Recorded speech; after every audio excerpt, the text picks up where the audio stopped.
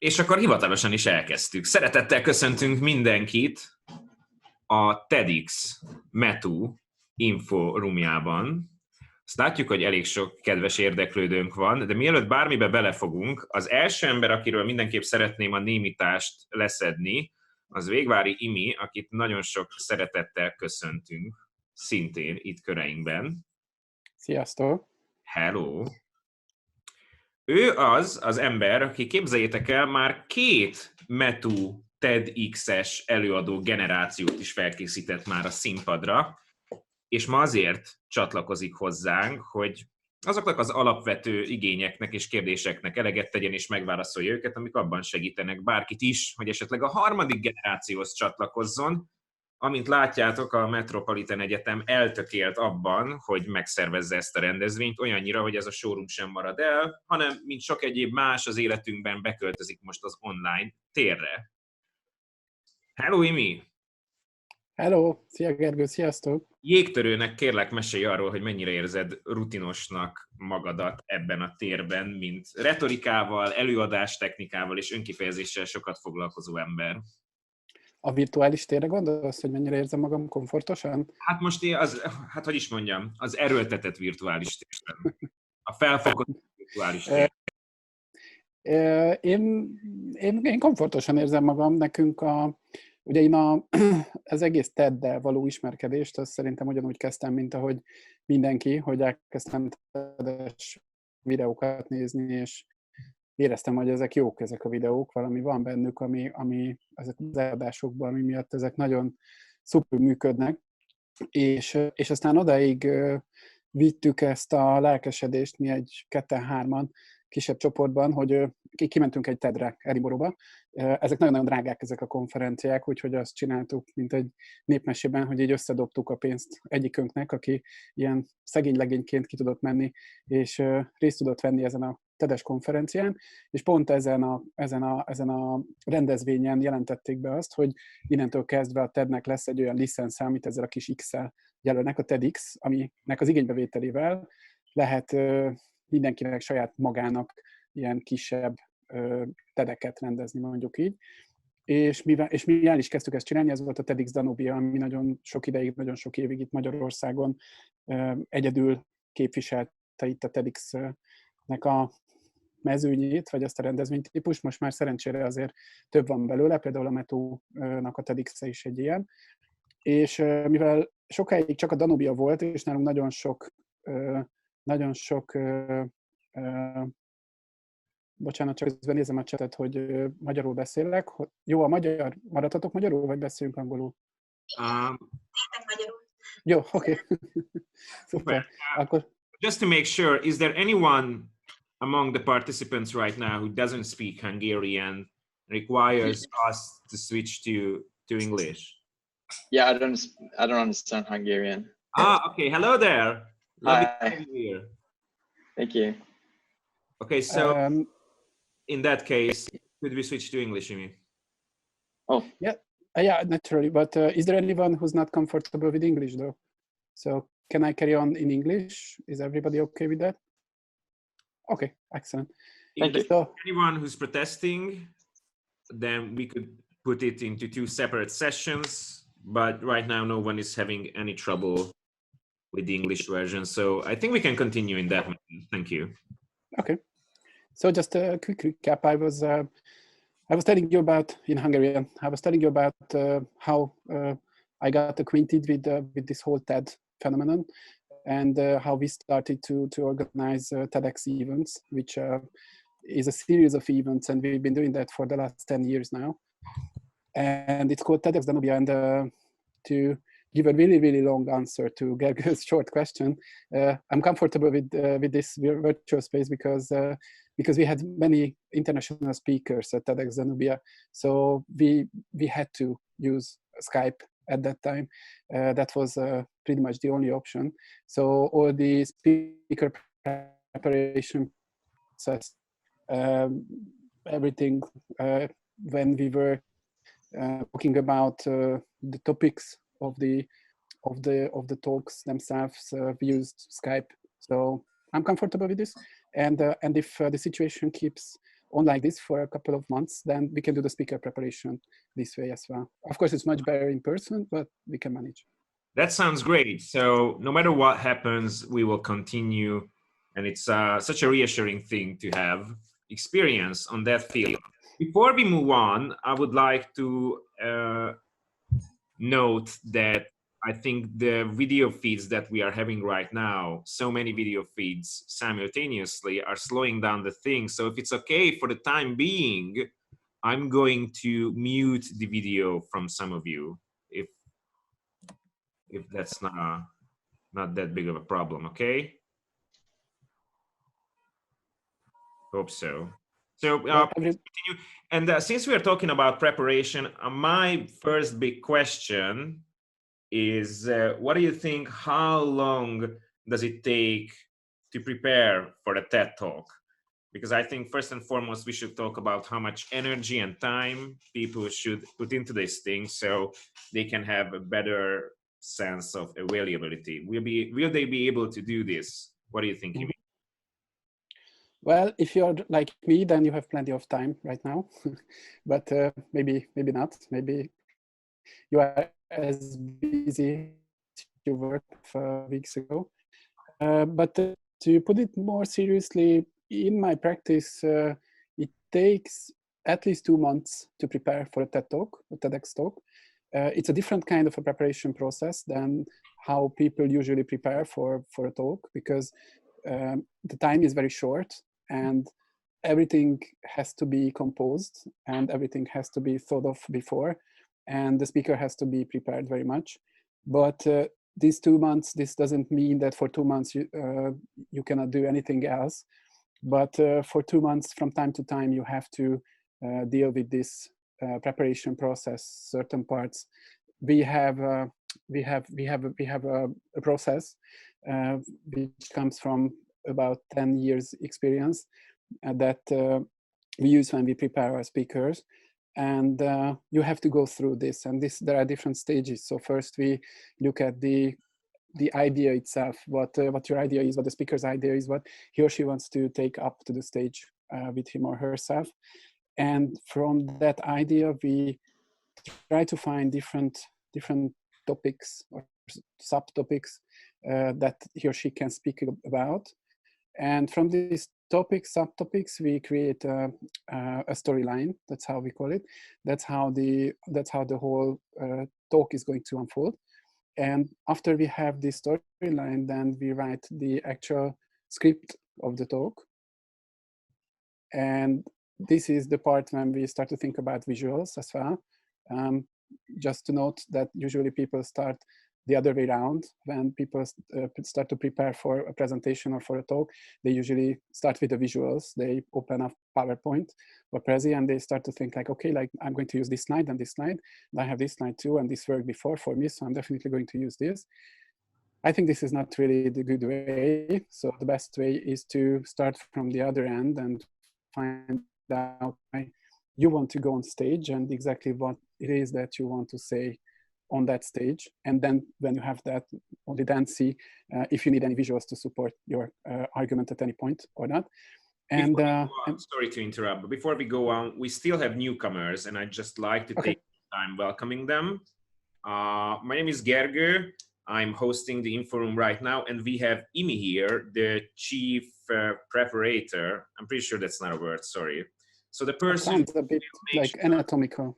The person who will make sure to train you in the ways of TED and TEDx. And right now what we're doing is we're using English so that we can all understand. If there is anyone who's not comfortable using the English language, please type us. Right now, all of your mics are muted because later we are going to give you the chance to ask questions to Imi or to myself. I was a TED Talker 2 years ago, and Imi helped me to prepare for that one. But right now we are muting the mics, and I'm asking questions to Imi. And right now we are also muting your video channels so that we have a better internet connection and speed. So we would like to welcome Bibi Hazi as well. Hari? Okay, thanks for muting the video yourself. So we are looking at the chat room as well. We already got a few questions. Later, we are going to circle back to them. And once again, welcome everyone. Thank you, Amy. Sorry for the interruption. Please continue.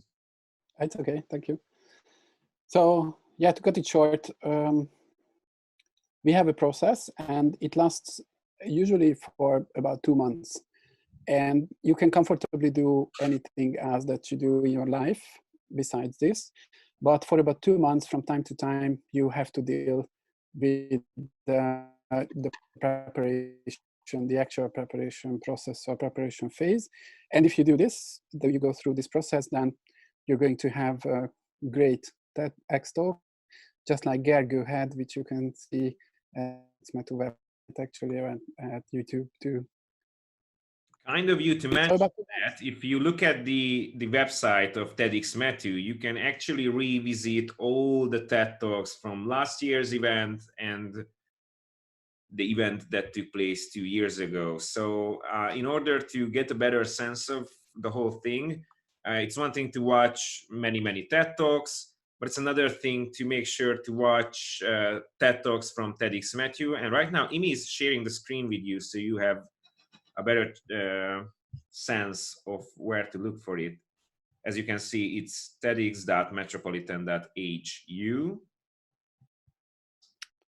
Look at Gergő on stage. Okay.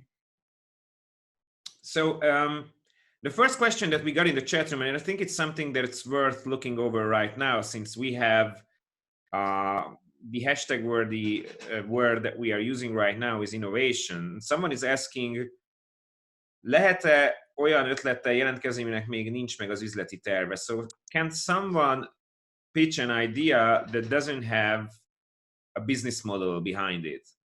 My guess is yes, they can, because all sorts of innovations are welcomed, right? Mm-hmm.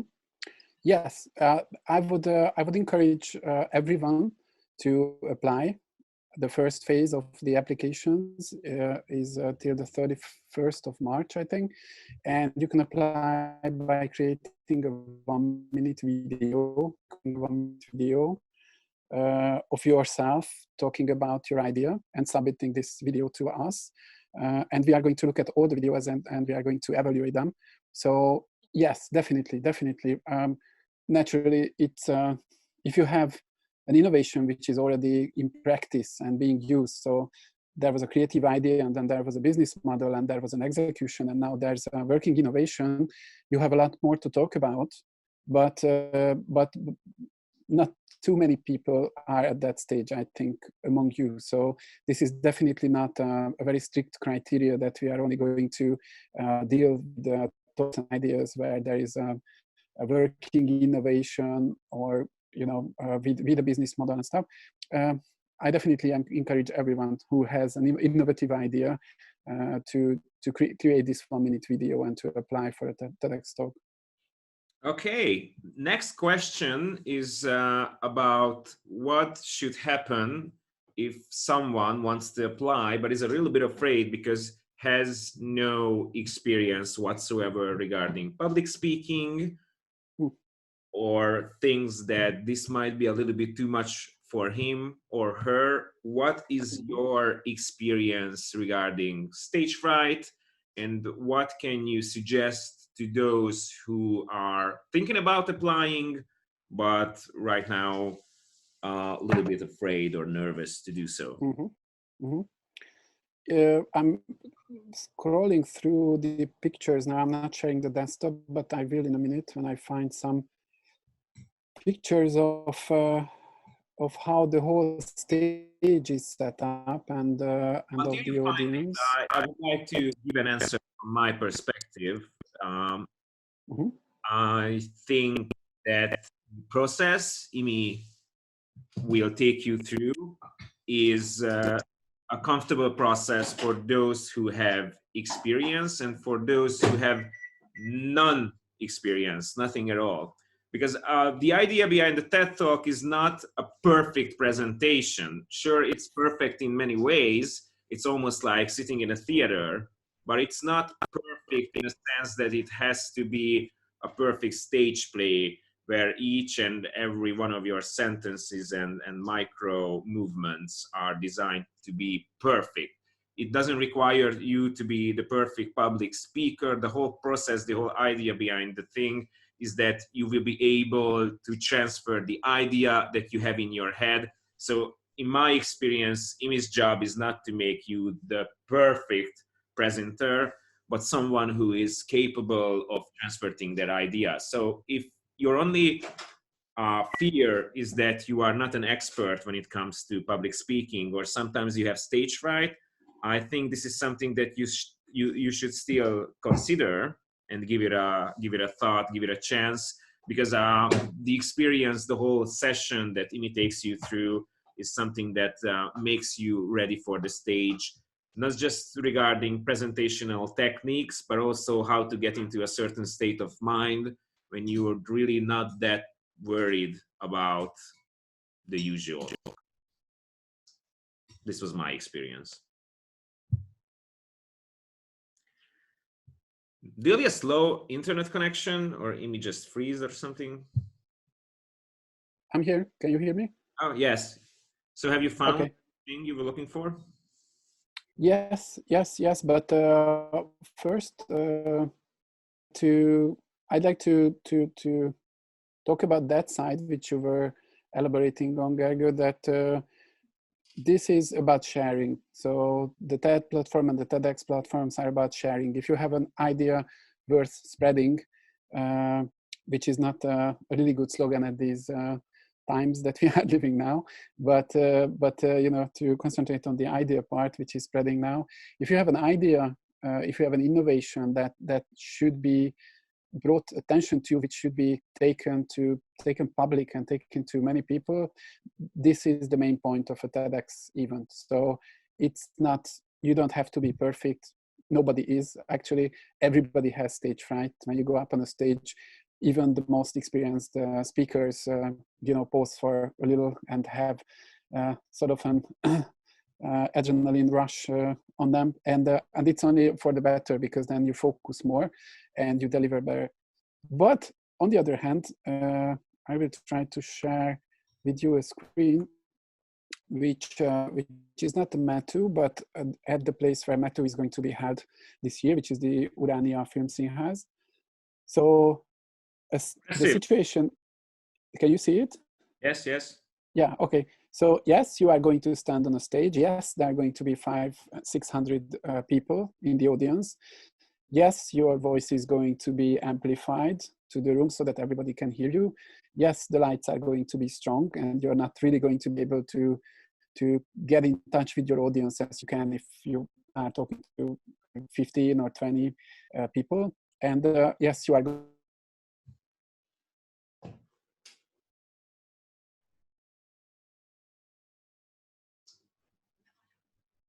I have no idea what's happening right now.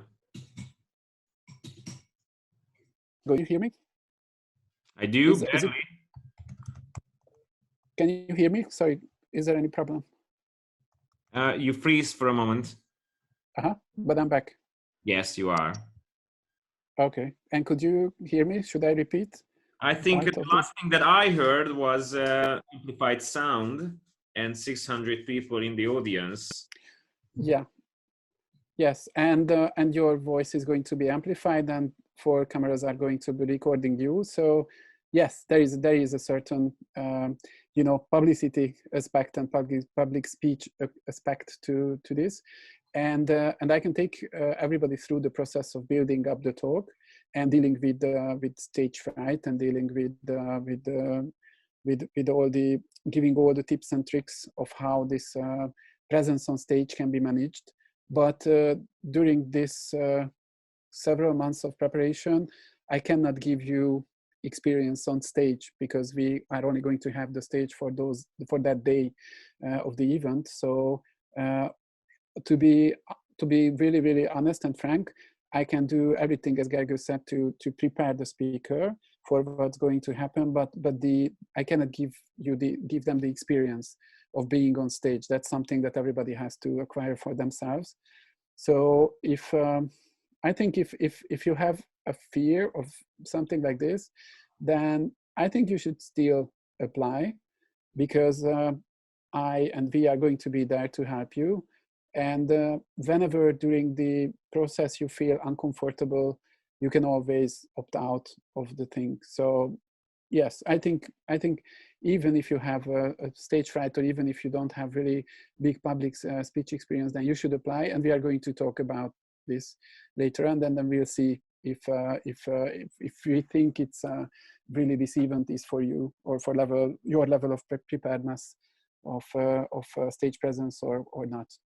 Okay, awesome. I think we should go on with the practical details.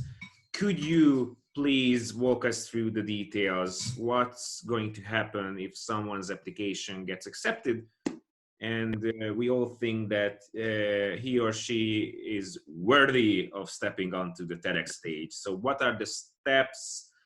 What is the experience that they are going through? And try to focus not just on the sessions that they are going to have with you, but anything else. What is the idea on a technical level when it comes to preparing for TEDxMETU? Okay, well, I can give you the process as we know it from last year and the year before. But given the situation that we are in now, this might change. I'm not sure yet. But what we did was that the first step was this 1-minute video that we already talked about. So if you think that your idea is worthy of a TEDx stage and you would like to bring it to the TEDxMETU stage, then the first step that you have to do is simple. You have to record the 1-minute video and you have to apply at the website. And we, meaning myself and the group of the leaders of the university and the members of the team of the TEDx organizing team, we are going to look at the videos and we are going to evaluate them. And we are going to set up a sort of a list. And then we are going to decide how many people we are going to invite to come along with us for the next steps of this process. And the people who we invite to come along with us are going to be asked to, well, and this is the part where I don't know how it's going to play out this year, because what we did was that we, at the last event and the one before that, that we created a small event where the to-be speakers had to present their idea in 4 minutes, not 1 minute, but 4 minutes. And there was an audience of the other speakers and the jury whose members are the leaders of the university. And this is actually a part, just to relate back to one previous question, that this is a part where stage fright can be, addressed. Where we can see that bringing your idea to a group of like 20, 30 people at most, if you feel comfortable with that or uncomfortable, and we can talk about that experience. So this might happen in a different way this year, because if you cannot meet up, like 20 or 30 of us cannot meet up for this 4-minute presentation part, then we might have to do this online as well. I'm not sure about this, but we will try to follow this process, that we are going to invite applicants, certain number of applicants, to present their idea in 4 minutes. This might be in person or might be online. And then from this part on, we are going to select the group of the speakers who we think are whose idea we think is most aligned with the theme of the event of this year, which is going to be innovation and creativity. And we are going to start to work with this group of speakers.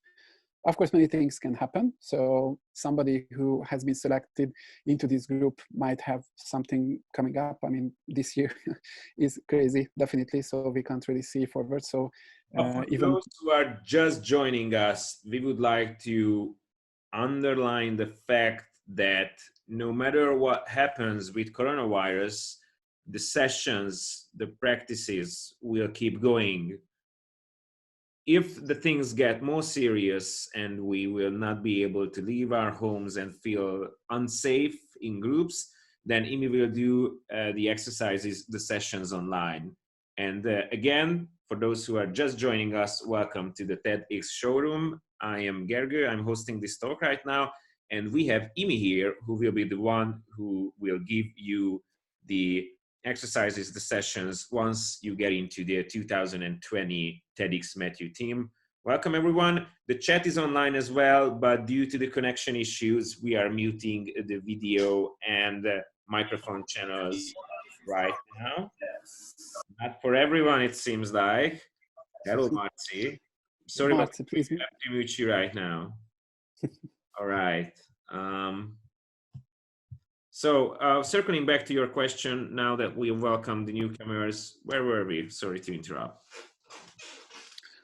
I was just thinking that, the worst case scenario is that we are going to have even the event we are going to have online. So we can carry on with this till the very end. And we are definite that we want to do this because it's fun. It's really worth organizing. We are always meeting really, really great people and great ideas. So we are dedicated to carry on with this no matter what. As the situation unfolds, we will see at what point can we start to, assemble in person and start to meet each other face to face and carry on with the preparations. I think I was at the 4-minute presentation part, and those who passed the 4-minute presentation step successfully, we start to work together as a group and we start preparing for the event. Okay, sounds great. Our next question is about innovation itself. When we think about innovation, we can think about a lot of different things. And I think it would be nice to talk about how precise should the applicants be about innovation? What does it really mean? And someone is having a question, how could TEDx help with their innovation? So I think there is a lot of things that we need to discuss about the fact that this is the theme that we are going for right now in 2020. What do you think about innovation, Imi? And could you give us a few examples? What would you consider a good subtopic that fits the description right now? And could you mention any possible, not bad ideas, but ideas that do not fit the description that much? As I'm reading the chat, Gyöngyi is saying that she will have to leave, and she has a question, what should be the 1-minute video about? Only the idea or the impression we'll make, how the person is presenting the idea? Should we tell a story or outline what we are going to talk about? My basic main advice for the 1-minute video is to be as concrete and as exact as you can be. So tell us what your idea is and why you think it should be spread, why you think it should go on the stage, and why you think it would be better for us as audience, as mankind, if your idea got this platform of publicity and spread to many, many people. So anything which is vague, anything which says like, if I went on the stage, I might be talking about something, that would be very important for people, and it's a great innovation. We don't, anything that we cannot get the exact sense of what you are going to talk about is definitely going to put your 1-minute video behind, because we can only judge by the information that we get from this video. And of course, it's important how you present it. And of course, it's important if you can put it in a story, just circling back to Gyöngyi's question, if you can put it in a story already, it's really hard to put something in a story in just 1 minute actually, but it's really great and it's nice. And if you can go, to further lengths of presenting it even in this 1-minute version, that's really great. But the main idea is to give us information about what you would talk about, what you would present if you were to go on stage. I'd like to share my experience from 2 years ago when we had to do the 1 or 3 or 4 minute pitch. I made a mistake. My first impression was that I have to do a compressed, compact, short version of the TED Talk I'm going to have later on. And that is not the case. You have to prepare with a summary. As Imi mentioned, put in the good stuff, put in the important things, try to raise awareness, try to suggest that your idea is worth spreading, but your focus shouldn't be on the fact that you want to get everything into that 1 minute pitch. Do you agree, Imi? I do. I made a mistake 2 years ago when I thought that Imi and the others will judge me based on the style that I used, and that is not the situation. Obviously, it helps if it is precise regarding other territories of rhetorics, but right now the focus is that you put in the most important thing about the idea that you have, and why do you think it is worth spreading? And this is something that we circle back to again and again. This is the tagline of the whole TED movement: ideas that are worth spreading. So if you can suggest a good idea that should be given to other people, then you have a better chance. If it is something that's just about you, or is it something that's just amazing from your perspective, then less so, I think. Yeah, definitely. I will share my desktop with you again, which is the website of this year's TEDxMETU. And as you can see, really bold letters, it asks you if you are an innovator. And if you are, then you should apply to be a speaker, or you should recommend a speaker. This is my second advice for you, that your idea should somehow connect into the theme of this year's event. So it should be somehow in some way about innovation. This is something that we are going to judge again, because we need to put together a coherent program, a journey for the audience who are going to be present, and the main spine or the main arc of this journey is innovation. But this doesn't mean that you definitely need to be an innovator right now, or a successful innovation. You have to own a successful innovation. Let me give you an example. If you have a personal story, a personal experience that, let's say, an innovation changed your life or saved your life, or you had some kind of a life story which is really, really strongly connected to an innovation. You had an innovator in your family, for instance, and you watched the process of innovation, and in the context of family life. I'm really, just at the top of my head, I'm trying to find out topics which at first might not seem connected to innovation, but they can be connected to innovation. We definitely might be interested in those stories as well. So personal stories about innovation.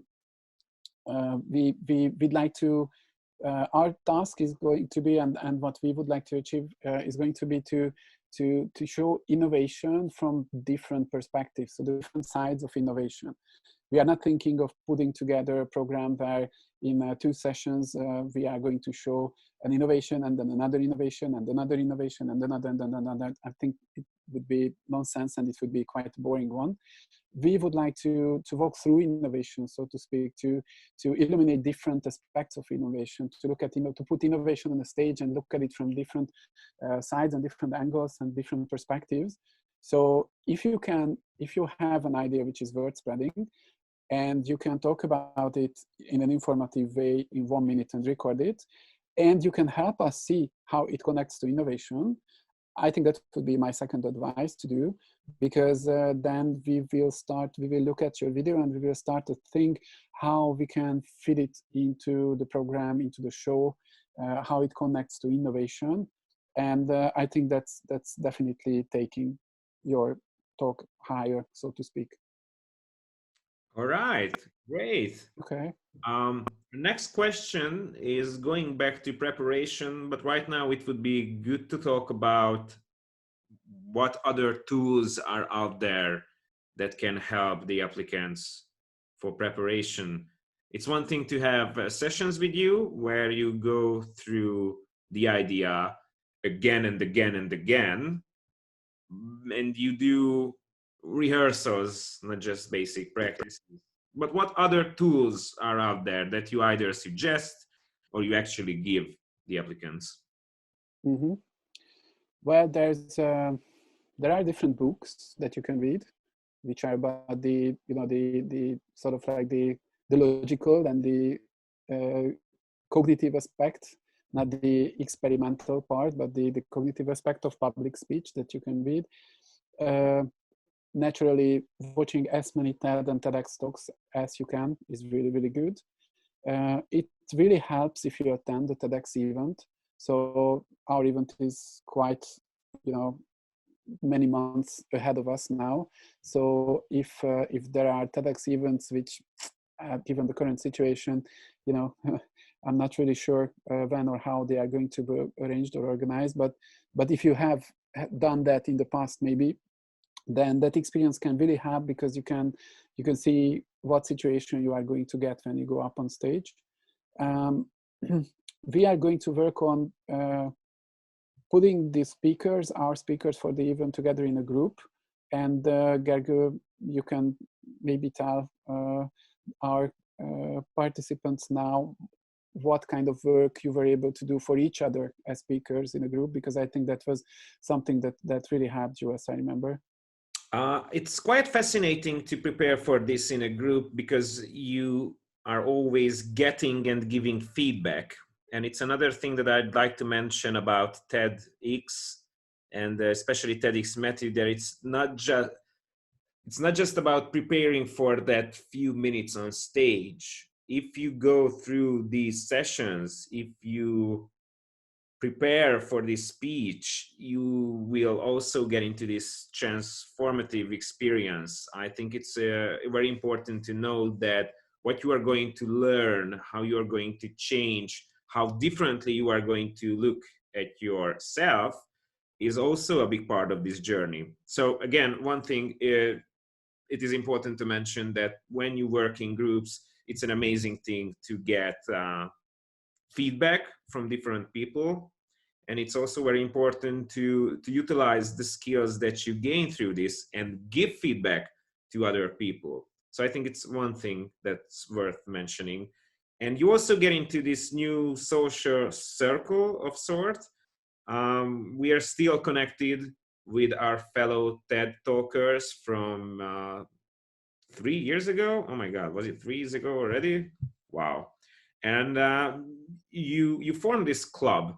And another thing that's good to mention is that wherever you go in Hungary or around the world, to be honest, if you are someone who had a TED Talk, it's something that can become your brand. I think it's not an exaggeration to say that it has a good sense of status, and you can always get in touch with other TED talkers and talk about these experiences. So getting into this sort of club is something that can help you on a networking level, in my experience. I think it's really important to emphasize what you just said, that this giving a TED type talk, TEDx talk or TED talk, it's really different from giving I'm saying this in quotes, that than average talk, because when you give a talk, if you have a public speech appearance, most of the times you know who you are talking to. So you go to the professional conference and you know that you are going to be talking to architects, or you are going to be talking to doctors, and there's a subject which is again most of the times is sort of objective. So it's independent from you. You are talking about giving a lecture, and the audience, what their thinking is like, and what kind of profession they are in. So you can calibrate your talk using these factors.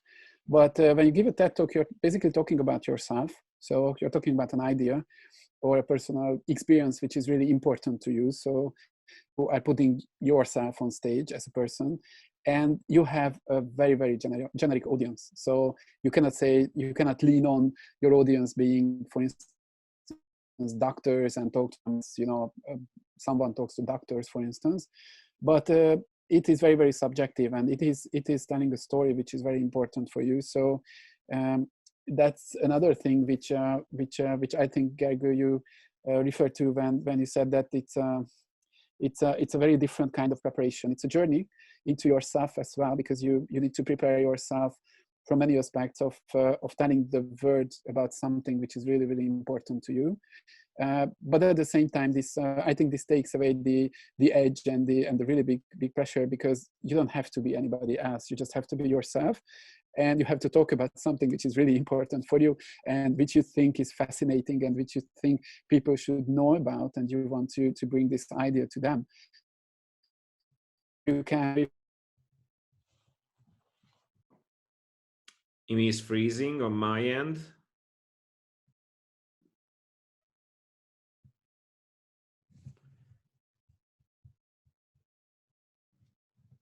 Do you receive me, or is the situation is the same with everyone else?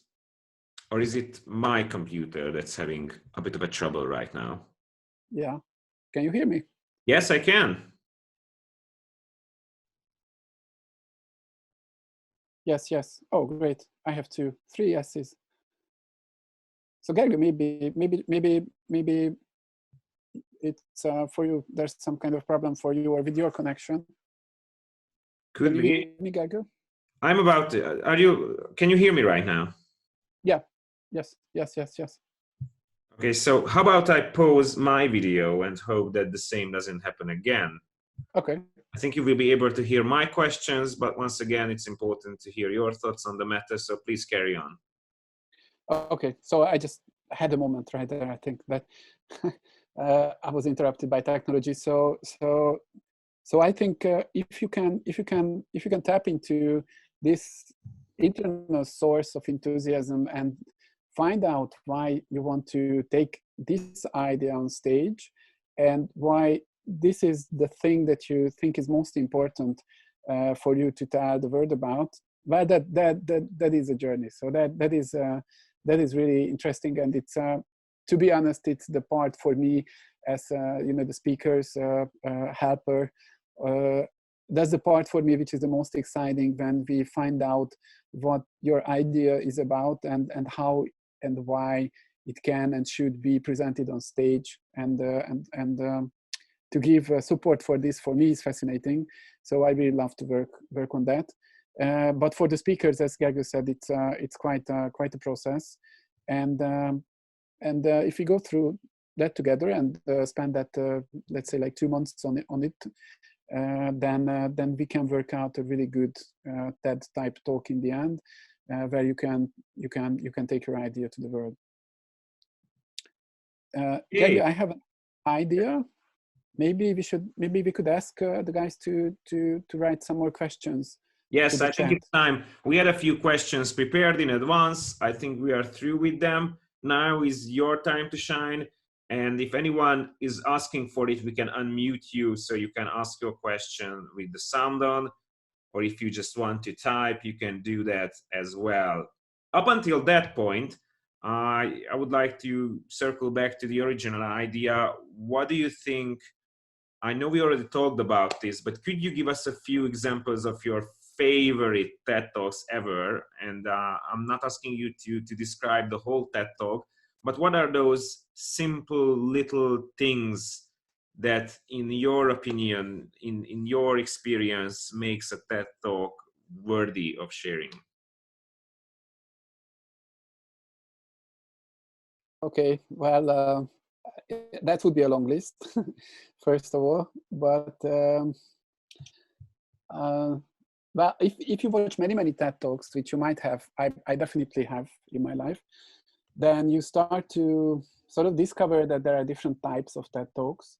So there are, let's say, there are like the technical kind of TED Talks, when you have some kind of a technical innovation or something which is really new and really novel, like a completely new kind of approach to 3D printing, for instance. Or actually, one of the first talks at the TED stage was about really fascinating and exciting innovation called the compact disc, the CD. There was the speaker, the head of Sony Corporation, who actually took a CD up on stage and showed it to the people.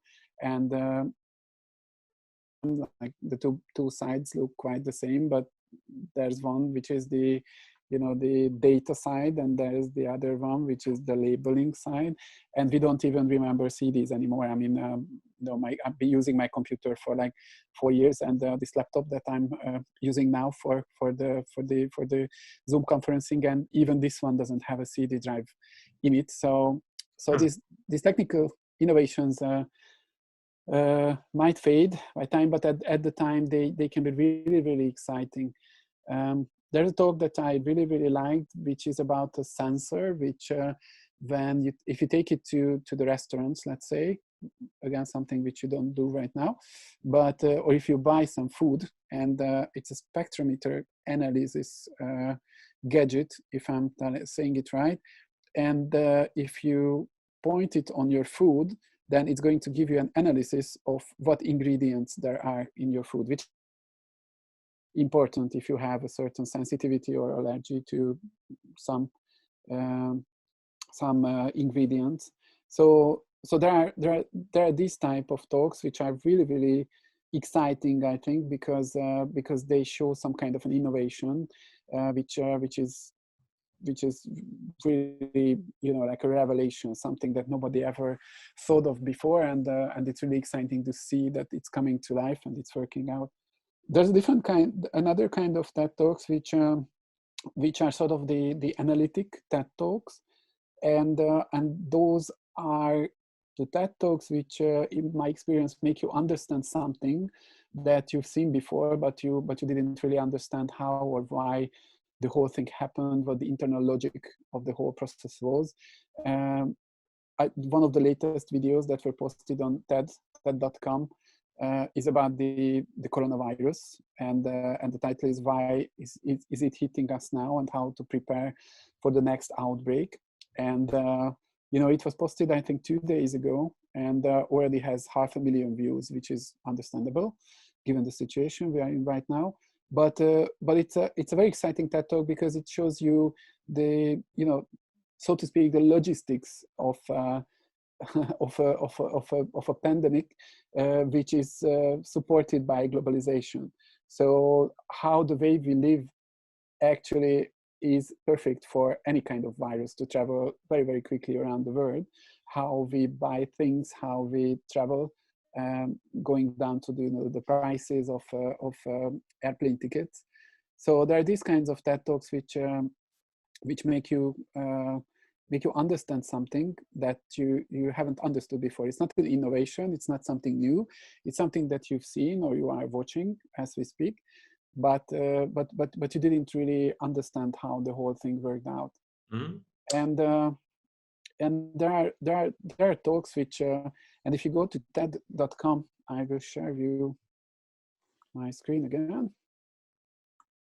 If you go to TED.com, if you are not really familiar with TED Talks, then best bet is always to start, go to TED.com, click on Watch TED Talks, and then you can set different parameters. And if you sort by most viewed, I'm circling around this drop-down menu here, then you will see the list of TED Talks, which were viewed by the most people during the last years. And I think it's a really good starting point. My favorite TED Talk is, not surprisingly, everybody's favorite TED Talk. There's one, the number one TED Talk, the TED Talk of all TED Talks. Mm-hmm. Creme de la Creme is by Sir Ken Robinson, by the title "Do Schools Kill Creativity?" And it has 64 million views. And if you haven't seen this talk before, I recommend you seeing this talk because Sir Ken is amazing, just blows your mind. He's talking about innovation. He's talking about a system, an education system that you see, but you don't really understand how it's working. And he makes it clear for you. And at the same time, he's funny, he's intelligent. That talk is just really it's the best, really. Not surprisingly, it has the most views. My favorite one is the fourth one, Simon Sinek, How Great Leaders Inspire Action. Yeah. I think everybody should watch that as well. And I thought I had this idea, in order to make a better sense, a clearer picture of what a good TED Talk is and what a good TED Talk idea is, I think it's worthy of mentioning the differences between, let's say, a Toastmasters or a storytelling course and a TEDx talk, because right now there are a lot of opportunities for people to try themselves out at public speaking, and I think the biggest difference in a storytelling workshop and a showcase of the product of the presentation that you have after a storytelling workshop and TEDx is that it's one thing that your TED Talk is about yourself, as Imi mentioned, but it is something that is beneficial for the community that you are sharing it with. It cannot just, fold into itself. Whereas if you go to Toastmaster, if you go to a storytelling workshop, you gain many good skills, but the idea is to be able to tell a good story which may or may not bring up emotions in certain people, joy or sadness, etc. But TED Talks try to dig deeper a little bit. So it's one thing to be emotional, and good TED Talks are always doing that. They build up a certain connection with the audience, obviously. But a good TED Talk has a valuable core in itself. You are actually learning something from it. As you mentioned, you will have a clearer picture about something that was a bit fuzzy, or you will get this another point of view that you didn't have before. And this is why TED Talks stand out in the crowd right now, because they are not going for any mid-range opportunities. You have to do the whole thing. You have to build a connection with your audience, but you also have to give deeper, meaningful thoughts. It's not just a story that you share. It's important to have a good story behind it, but you cannot. It's not a thing that can be just on its own. It's not just a good story on its own. This is something I wanted to add. How does selection work? We have a new question in the chat room. Exactly, that's the question. Sorry, but before we answer that, it's important to know that we are recording this whole thing and we are going to put it on the web later on. So we ran through some of the basic questions and we are not going to do them again. If you think that you missed anything, you will be able to rewatch it. Back to you, Imi. Yeah, so the question, I was reading Gyöngyi's question. I'm not sure if she's still here because she said she had to go for the lesson, but oh, okay, hi. So you're asking how the selections work, some questions about certain topics on the website. So if there are 2 or more people pick the same topic, then the judges must choose one of them.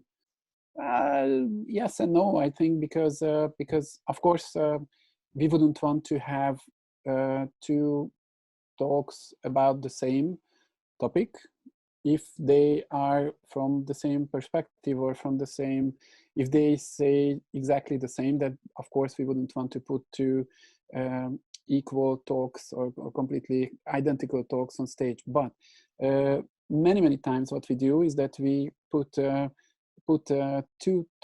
speakers or 2 talks on the stage, which are about the same topic, but they highlight different aspects of the same topic. And we might even put them on stage back to back, so that you get the members of the audience get very quick view at the topic from one perspective and from another perspective. So that's why I said yes and no. We might choose to give more emphasis to a certain topic. I'm just slowing down a bit because I thought back of a TED event that I attended a couple of years ago in Canada, and the organizers of the TED people, the TED team, at the time thought that blockchain was a very important topic. So they thought very definitely that blockchain was so important that they had to put a special emphasis on it, and they dedicated a session on blockchain for blockchain. So there were like 5 or 6 speakers, one after the other, talking about this very topic. And I think just 1 or 2 years before that, drones were a topic like that, and there were many TED Talks about drones. So it depends on the topic, but but we might pick several if the topic is so important. And then there's another question: if my concept of idea is already exist on the market in a different product, can I still bring mine to the table? Yes, of course. Why not? If your product is different, is really different, and if it's really important, why and how it's different, it's an innovation, then and you would like to talk about that, and you can show us why it's important and how it's important, then your product is different, then I think it's an innovation. So of course, why not? Another question: should all of these through my personal experiences that have changed my life, for example, through traveling, can you elaborate the topic? Yes, later on, but for the 1 minute, we were discussing that for this 1 minute application video, in 1 minute, probably you cannot show how something changed your life and, through traveling, and you cannot give all the details for a personal experience. So for the 1 minute video, I would say that you should restrict yourself to the information, give us the information why you think your idea is something that should be featured on the stage of TEDxMETU. And of course, you can refer in this 1 minute video to how important this topic is for you, because it changed your life in some ways, and you can mention some, but you have 1 minute, so basically you won't be able to elaborate on this.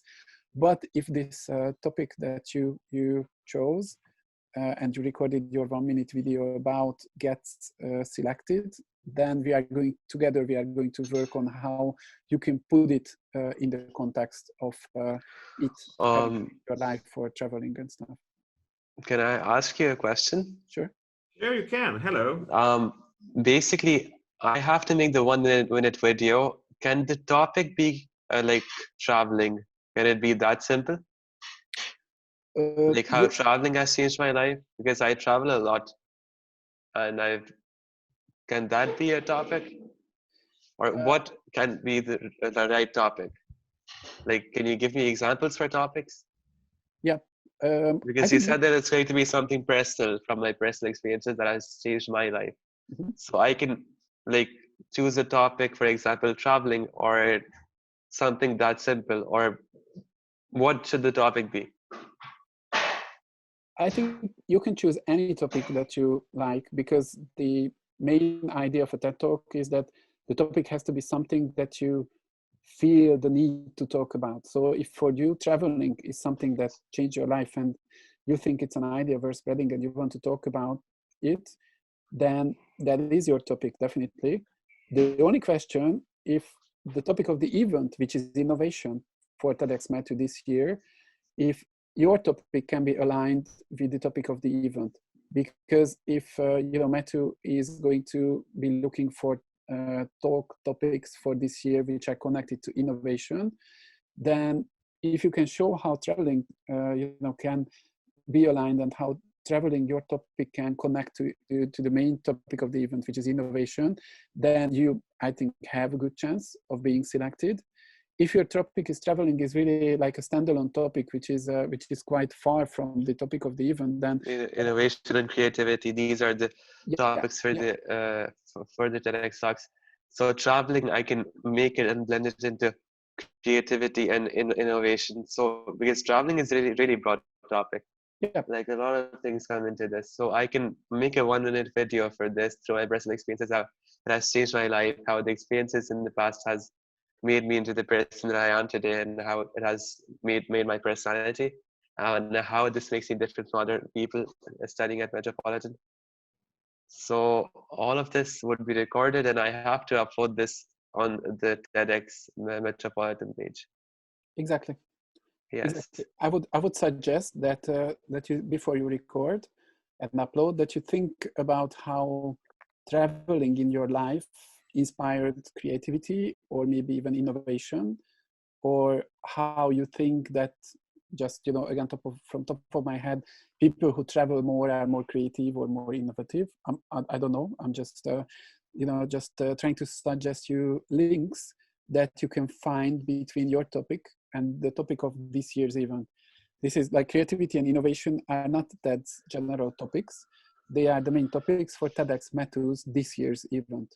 So we had the last one we had the multicolored mass, or sokszínűség, can't really, variety, let's say, can't really, diversity, variety, yes.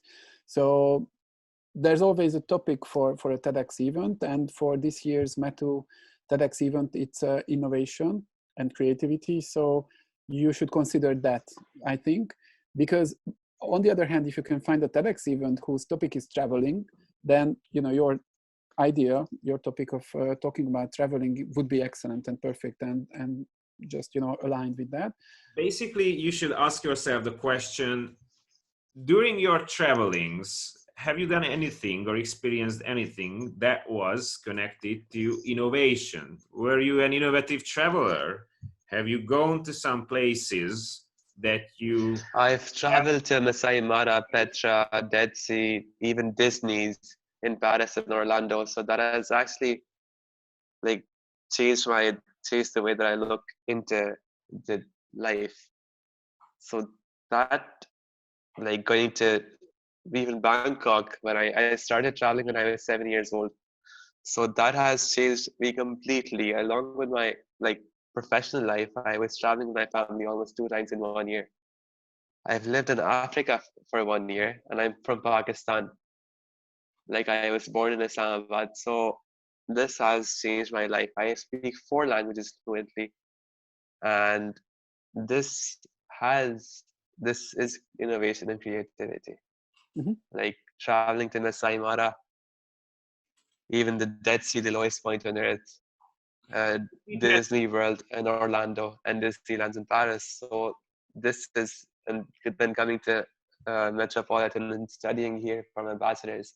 If you try to create a spreadsheet that if you try to answer, then you will realize whether your idea is good or not good. Then the first question again, is it related to innovation? Is it related to yourself or a good story? And the third one, how do you think, is it something that's worth spreading? Because it's one thing to have good experiences about traveling. It's one thing to be able to tell awesome stories about the fact that you speak different languages, that you went to so many places, and you had to do it ever since you were a little kid. The question really is there an idea behind all of this that you consider worth spreading? You see, if the whole idea is just about you seeing the world, talking different languages, seeing different aspects of life, it's still a good topic, but probably for another type of event. But if there is something about innovation, and if there is an idea behind traveling innovation that you think is worth spreading, then go for it. Do your 1-minute video and post it, and you will have a good chance of getting in, right? I need to professionally prepare this, because I can put this video in a lot of different ways, through videos, through pictures, through what I've learned, but I don't know how to do it professionally. That is the problem. Again, try to make notes about all the stuff you think should be in it, and then just delete most of them, because you will not have time to expand on them. You only have one time, remember. And again, in that 1 minute, all you have to do is basically answer 2 questions. How is it connected to innovation? And 2, why do you think it is something that is beneficial for your audience to listen to? Okay, so how will this make them a more fulfilled person? We are going to sit in this amazing theater, and once your TED Talk is finished, will they feel that they are a bigger, better person just because they listen to you? If your question is yes, then you will have a simple time putting all this stuff into 1 minute, okay? I think right now, all we can do is tell you that, because at the end of it, we do not have a chance to look through all the ideas that you have, and this is why you have to apply for the whole thing. What are you thinking, me? Okay, that is fine. I will make a video for 1 minute. Can it be more than that? And put all my like ideas and put like link innovation and creativity to traveling through my personal experiences and how it has changed my life and how it should be 1 minute. Think of it as yes. a test, because later on you will have to pitch it in many ways, sometimes in more minutes than one, obviously. But the very first one is really a test, because if it's worthy of spreading, then you are probably able to articulate it in under 1 minute, right? If it's Yes. vague or fuzzy and you have no idea how to put it into 1 minute, then it's probably not. I'll prepare for this. Also, I tell my story. I have to register for this and put the 1 minute video, provide us and upload, go to how register. I tell my story, how record a 1 minute video long, how record a 1 minute long video by your phone while you are telling your story briefly. Upload the video to YouTube or send it to hello@metropolitan.hu by using Megasender. Provide us with the opportunity to contact you by uploading your availabilities. So I have to put all the details here because I have to email them to hello@metropolitan.hu. I think you can upload the video. I'm not sure about the technical part, but to understand this, we are not looking for a professional video now. We are looking for a 1 minute video that you record with your own. Okay, I will record this. Thank you. I understand everything that you're saying. Okay, and thank you so much for joining us. Hope we could help. Okay, we have one concrete question which relates to the language of the 1 minute video, or the language of the talk actually, from Tunde. Well, as you can see, we are flexible. We started this in Hungarian, we carried on in English. The basic language of the event is going to be Hungarian. So most of the talks will probably be in Hungarian. But if for some reason you feel that you would like to give your talk in English, then you can consider that too. There are some pros and cons for doing that. So in my experience, I've worked with international speakers and I worked with lots of Hungarian speakers too. And some Hungarian speakers decided that they wanted to give their talk in English on a TEDx, Hungarian TEDx event. Why would you want to do that? Obviously, you would want to do that because you're thinking of larger audiences.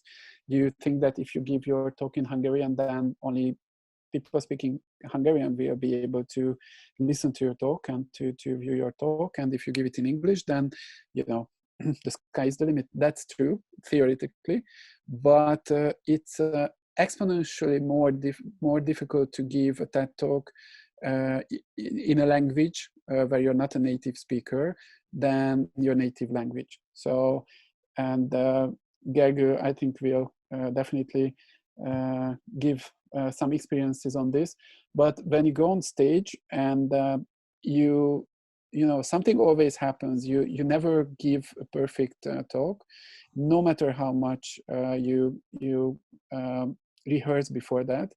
And if something happens, it's really a lot more difficult to react to something happening on stage in a learned language than your own native language. It's really hard for someone to give you know, like a 12-14 minute very focused and designed presentation in a language which is not their native language. It can be done.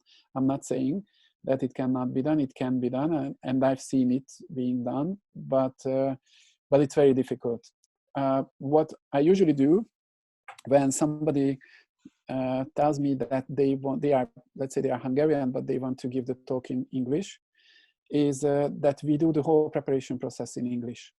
So we email in English, we talk in English, either virtually or personally, but we do everything that is connected with the talk in English, because that way the speaker sort of, you know, acquires kind of like the vocabulary and the context for talking about their idea in English, not only the exact words of the presentation or of the talk, but you know, more like a bigger sphere of expressions and words and vocabulary. So we can do English or Hungarian. It's up to you which one you choose. For Hungarian, I would recommend Hungarian as a language. Yeah. Okay, and Gergely, you're saying it's last. If we have international students, for those, obviously, we recommend English. What Imi said is really, really important. It's one thing to think of yourself as a fluent speaker of another language. It's a whole another thing to step on stage and give a TED talk. It could be an amazing experience, but for the Hungarians, we do recommend using your mother language. And for the international students, we recommend using English. Is there anything else that we can help you guys with? Do you still have any questions right now? It's the last call for questions. For those who missed the first part, obviously we are going to do everything in our power to make this a good experience, even if the situation around Corona doesn't weigh down. But right now we still have a question from Aziz. How many participants we have in one session of TEDx, and what would be the proportion of Hungarian versus English participants? I think Amy is going to answer that, obviously, but I think it's not there isn't a quota right now, right? So you will be looking for the best ideas out there. Exactly. There is no set proportion. So whatever, we'll see what comes in, and we are going to look at the videos that you upload, and we are going to decide based on the idea and the content of the video, not whether it's in English or Hungarian. So Talking from my experience, one thing you need to understand that it's not a test of your creativity. It's not a test of your character. So it's not the winner takes it all situation. TED Talk is not about picking the best speakers. TED Talk is about picking ideas that are worth spreading. We cannot stress this enough, okay? This is basically the only thing that matters. If the idea is something that is beneficial for others, it is most likely that Imi and the team will decide to put your ideas into the bunch. When I had my time at TEDxMETU 3 years ago, my experience was that the guys who couldn't make it to the rooster had dizzy, fuzzy ideas. They couldn't give us a clear picture. It wasn't about how creative they were or how good a pitch they were giving us. It's not a business idea that you have to pitch for those who are willing to give you money or not willing to give you money. We will only judge the idea. Is it beneficial for the audience? Will they sense of the word get clearer if you will be able to share it with them, all right? This is the only basic thing that you have to keep in mind. It's not a race or anything. I think it's important to underline that. Mm-hmm. Completely agree. To the other part of the question, how many participants we have in one session of TEDx, that's quite hard to say, because talks are of different lengths. So there are really, really excellent talks, even with millions of views, which are of 3-minute length. So there's one talk which is really famous in the TED sphere, and it's really it's an excellent talk, and it's only 3 minutes. So they can be really short, or they can go to, in my experience at the TEDx event, around 11-12 minutes. So it's quite hard to say how many participants exactly, but there's, as a rule of thumb, a session should never be longer than a film that you watch in a movie, which these days is about 2 hours. So coming from experience, or if a session is longer than 2 hours, then people will start to feel uncomfortable. So like an hour and 50 minutes at most. That's how long we usually plan for. and then it depends on the different speakers and their ideas and their talks. Like some speakers speak for 6 minutes and it's a perfect talk, and some have enough ammunition to talk about for like 11 or 12 minutes. But again, as a rule of thumb, there usually are 6-7 speakers in a session, because there's also the host who is on stage, who always welcomes the next speaker, and when a speaker is done, then connects the topic of the speaker to the next speaker and welcomes the next speaker. So there's some time going on with that too. We sometimes watch short videos as well. So it's quite hard at this point now to tell you how many speakers there are going to be in one session, but these are the rules of thumb. All right. Okay.